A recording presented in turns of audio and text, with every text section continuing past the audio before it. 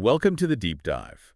Today we're jumping into Chinese mythology, specifically the story of Neza from Fengshen Yanyi. Right. Sometimes called Feng Shen Bang. It's a classic. Absolutely. And if you're here for those aha moments, well, Neza's story is packed with them. We've got some key excerpts covering his journey. And our goal, really, is to figure out why he's still such a big deal in Chinese folklore. He's, quite the character. He really is. Okay, so let's start at the beginning. His birth is, well, it's not exactly typical, is it? Not at all. We're talking a 3.5-year pregnancy for his mother, Yin Shi. 3.5 years. Yeah. And then instead of a baby, out comes this meatball. Meatball, seriously. Seriously. Which then, thankfully, turns into a child. His father's Li Jing, the general commander at Chentang Pass. Okay, wild start. And then almost straight away, he gets taken under the wing of Tai Zenren, a Taoist immortal. Exactly. He becomes a disciple, which basically fast-tracks him to getting some pretty serious supernatural powers.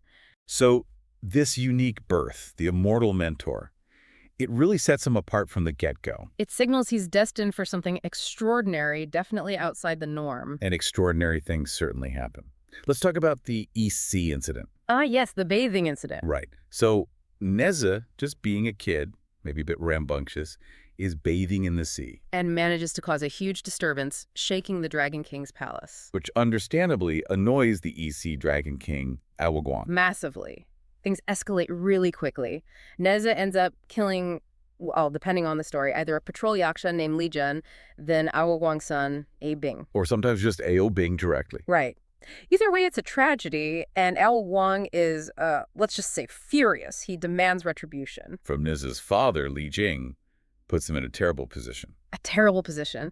This youthful act, maybe not meant maliciously, sparks this huge conflict between sort of the human realm and the divine sea kingdom. And this leads Neza to make an absolutely incredible choice. It really does. To shield his parents from the Dragon King's fury, to clear their name.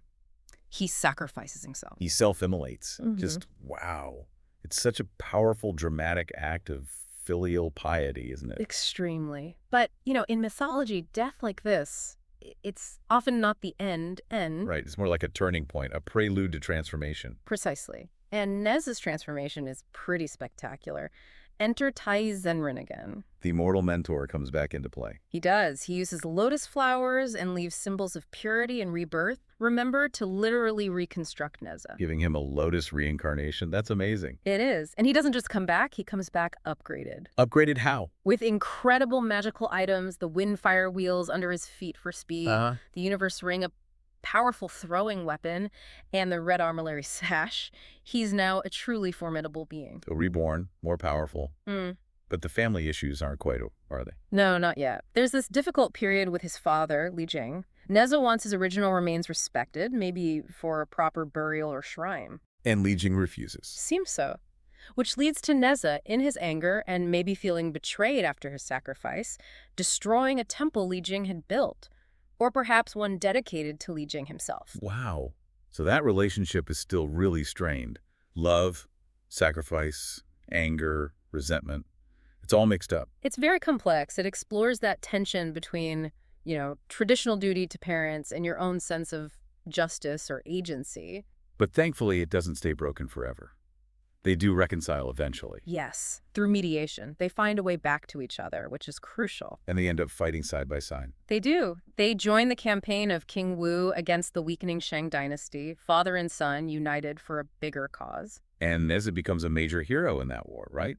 His powers must have been invaluable. Absolutely crucial. His achievements are legendary, contributing significantly to the founding of the Zhou dynasty. And this heroism leads to his deification. Exactly. He becomes the Marshal of the central altar, essentially a powerful protector god revered by the people. What a journey. From meatball birth to godhood. It's quite the arc. So when we boil it down, what's Neza really about? Why does he stick around? Well, I think he embodies youthful courage, definitely. That spirit of challenging injustice, even against powerful figures like the Dragon King. But also that complexity around family loyalty and sacrifice. It's not simple. Not at all. He's not just a rebel. He's also deeply tied to filial piety, even if he expresses it unconventionally at times. So his enduring popularity seems tied to these core themes, these values. I think so. Bravery, fighting for right, navigating difficult family dynamics. These resonate. It's fascinating how he evolves from impulsive youth to a respected guardian. It really is. So a final thought for you listening. Yeah. Think about why a character like Neza, born from such an ancient story, still holds appeal. What do his struggles with authority, his courage, his path to reconciliation? Yeah. What does that say about cultural values, maybe even about things we grapple with today? Yeah, what parts of his story resonate most strongly with you now? Something to chew on. Definitely. Thanks for diving deep into Neza's world with us today.